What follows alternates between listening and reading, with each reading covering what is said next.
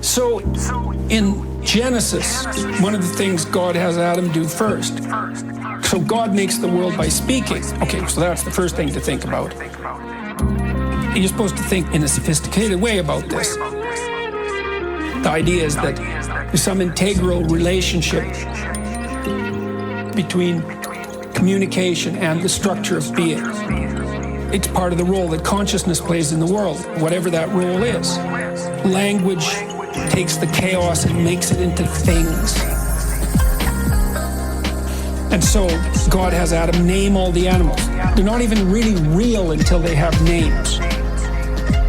Well, let's say that you're having a rough patch in your relationship and you don't know why. It's unnameable. Is it real? Well, yeah.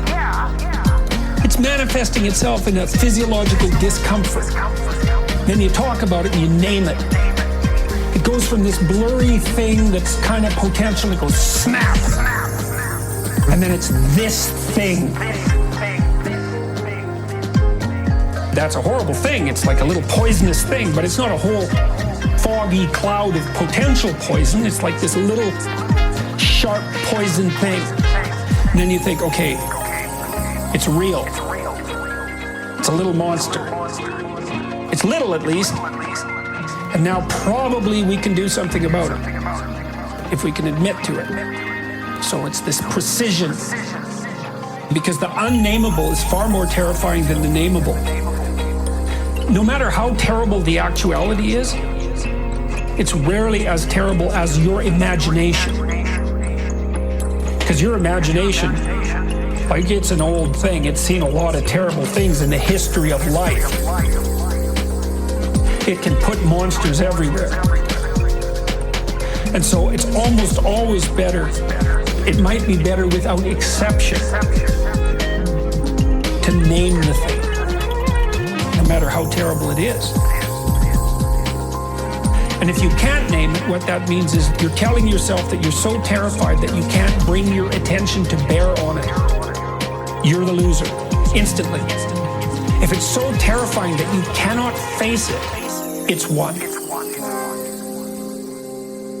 The worst way of demonizing people is to not be able to say anything about them, because then God only knows what. They're unspeakable. Bring everything out of the realm of the unspeakable.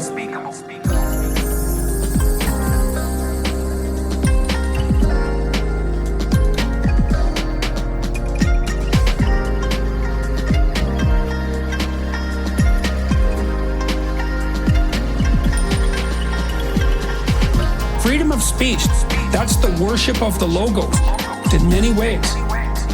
That's a very deep idea in our culture. The deepest idea of our culture is the logos is creative. And what it makes is good. That's God at the beginning of time. That's the idea. Is that to bring things out of the murk is a good thing. You don't mess with that, man. Not unless you want murk. You don't mess with that. It's the most sacred principle of Western civilization.